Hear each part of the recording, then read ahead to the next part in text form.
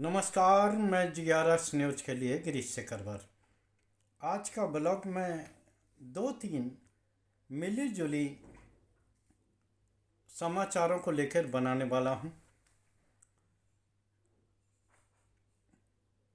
उन समाचारों में निश्चित तौर पर कुछ राजनीतिक बातें होंगी, कुछ जनता से जुड़े मुद्दे होंगे और कुछ ऐसी बातें होंगी जो कि निश्चित तौर पर आम जनता से सीधे तौर पर जुड़ी नहीं होंगी, लेकिन उन पर उनके जीवन में ये असर डालने वाली होंगी। इस समय भारतीय जनता पार्टी का लगता है समय खराब चल रहा है। ईरान इजराइल युद्ध में सवालिया निशान उठ रहे हैं और किस तरह से 5 राज्यों के चुनाव के बीच बढ़ती महंगाई, गैस की कमी और डीजल पेट्रोल पंपों पर लग रही लाइनें सरकार एपस्टीन फाइल कंप्रोमाइज्ड PM आज से परेशान थे ही। रही सही कसर निशिकांत दुबे और रेखा गुप्ता जैसे जनप्रतिनिधियों ने पूरी कर दी। रेखा गुप्ता जो दिल्ली की मुख्यमंत्री हैं, उनकी चर्चा इसलिए होती थी कि वो एक पार्षद से मुख्यमंत्री के पद तक पहुंची, लेकिन जिस तरह का उनका आचरण अभी भी पार्षद सरीखा ही है, उसने न सिर्फ भारतीय जनता पार्टी को कई बार शर्मसार करने की कोशिश की है, बल्कि कई बार तो ऐसा लगता है कि नेतृत्व ने उनको मुख्यमंत्री बना के अपने पांव पर कुल्हाड़ी मार ली। हाल ही में एक पॉडकास्ट में एक कार्यक्रम के दौरान उन्होंने न्यायालय को लेकर ऐसी बात कर दी जो कि उनके गले की हड्डी बनने वाली है। पार्टी के लिए भी ये नुकसान होने वाला है, क्योंकि जब उनसे सवाल पूछा गया कि शराब कांड में, जो दिल्ली का शराब घोटाला कांड था बहुत चर्चित, उसमें केजरीवाल और मनीष सिसोदिया अन्य आरोपियों को बरी कर दिया गया है, तो उनका कहना था कि इसमें उन्होंने न्यायालय से सेटिंग करके इस तरह का आदेश करा लिया है। निश्चित तौर पर संवैधानिक पद पर बैठी किसी जिम्मेदार व्यक्ति से ऐसी आशा नहीं की जा सकती थी जैसा कि रेखा गुप्ता ने किया। निश्चित तौर पर कि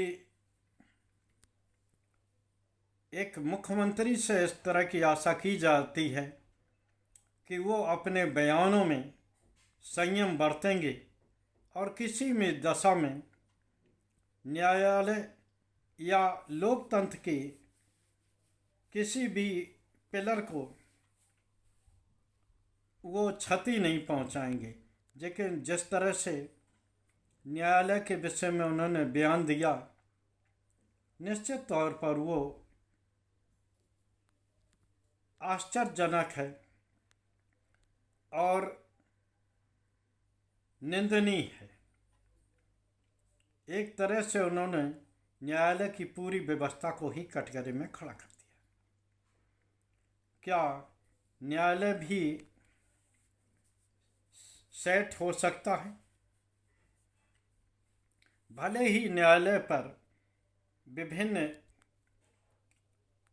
कारणों से उंगलियां उठती रही हैं, उठती रहनी चाहिए, लेकिन जिस तरह से संविधान के संवैधानिक व्यक्ति ने बैठकर न्यायालय के विषय में उसके निर्णय को कटघरे में खड़ा किया है, वो ये दर्शाने को काफ़ी है कि रेखा गुप्ता का चयन मुख्यमंत्री पद पर करके निश्चित तौर पर भारतीय जनता पार्टी ने अपने पैर पर कुल्हाड़ी मार ली। आम आदमी पार्टी इसको लेकर निश्चित तौर पर न्यायालय से उसने गुहार लगाई कि वो इस घटना का संज्ञान ले और मुख्यमंत्री के खिलाफ कड़ी कार्रवाई करे। खैर, मैं राजनीति में नहीं पढ़ना चाहता। आम आदमी का ये बयान भले ही राजनीतिक माना जाए, लेकिन जिस तरह से उन्होंने पूरी न्यायालय और न्याय व्यवस्था को कटघरे में खड़ा किया है, निश्चित तौर पर वो पार्टी के लिए राजनीतिक रूप से नुकसानदेह साबित होगा। अभी मैंने अपने पूर्व ब्लॉग में तेल के खेल के बारे में आपको जानकारी दी थी कि किस प्रकार सरकारी तेल की एजेंसियां सरकार द्वारा मजबूर हैं कि वो 5 राज्यों में चल रहे चुनाव के कारण उनके दरों में परिवर्तन नहीं कर पाती। लेकिन प्राइवेट कंपनी नायरा ने डीजल पर 3 और पेट्रोल पर 5 रुपये प्रति लीटर की वृद्धि 2 दिन पहले ही की थी और ये तत्काल प्रभाव से लागू भी हो गई थी। लेकिन सरकार ने 5 राज्यों के चुनाव के दबाववश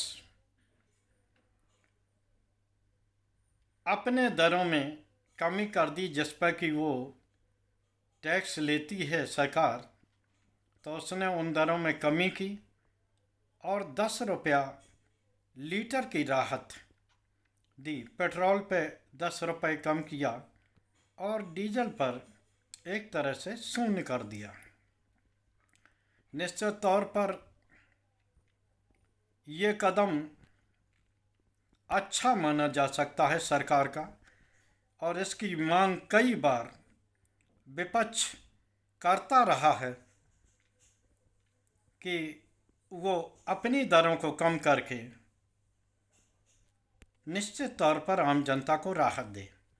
भले ही सीधे तौर पर आम जनता के जेब पर कोई असर न पड़ रहा हो, लेकिन अभी हाल फिलहाल में डीजल पेट्रोल की दरें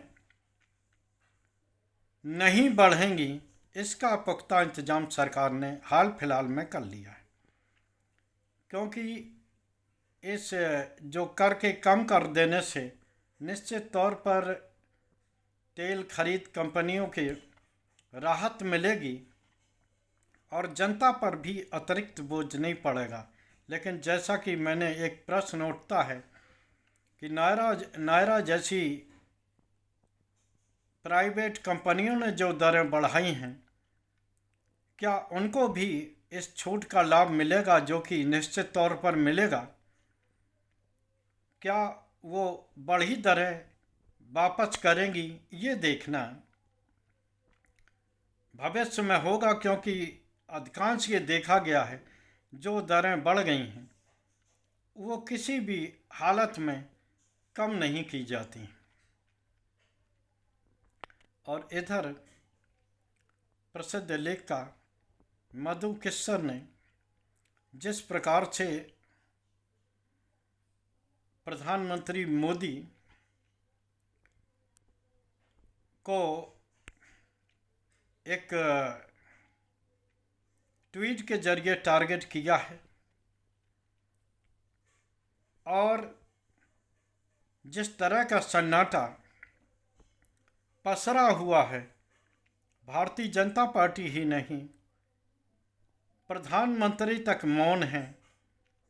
उनका कोई भी प्रवक्ता इस संबंध में बात करने की स्थिति में नहीं है। निश्चित तौर पर इसने सरकार और प्रधानमंत्री की छवि को और भी तार तार किया है। पहले एपिस्टाइन फाइल को लेकर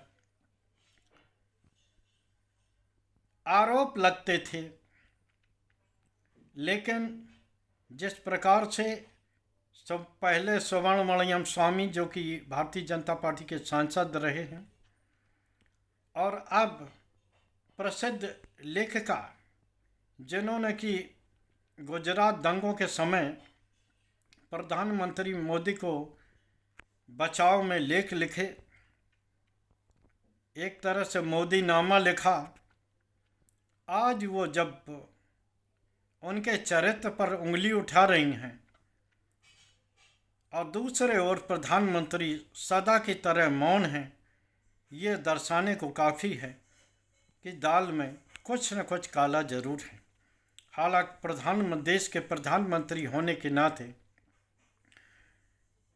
जब वो अमेरिका के सामने नतमस्तक होते हैं तब भी हमें खराब लगता है, और आज जब मधु किस्सर उसमें उंगली उठा रही तब भी हमें खराब लग रहा है, क्योंकि बात मोदी की नहीं हो रही है व्यक्तिगत तौर पर, बल्कि 140 करोड़ की जनता के प्रधानमंत्री नरेंद्र मोदी की हो रही है, और नरेंद्र मोदी मौन हैं। कहावत है कि मौन स्वीकार लक्षणम, तो क्या प्रधानमंत्री वास्तव में इस तरह के व्यक्ति हैं जैसे कि लेखिका मधु किस्सर ने बताया। खैर, आज के ब्लॉग में बस इतना ही, लेकिन मैं एक निवेदन के साथ कि कम से कम प्रधानमंत्री अब तो अपना मौन तोड़ें। अमेरिका के सवालों का आप जवाब नहीं दे पा रहे थे, ये सहनशील था, लेकिन जब आप पर सीधा चारित्रिक दोष लग रहा है तो आखिर आप मौन क्यों हैं? क्या ये बातें सही हैं? अगर नहीं हैं तो आप संबंधित पर कानूनी कार्रवाई क्यों नहीं करते? आज के ब्लॉग में बस इतना ही। कल नए मुद्दे पर आपके साथ जुड़ने की कोशिश करूँगा। जय हिंद, जय भारत।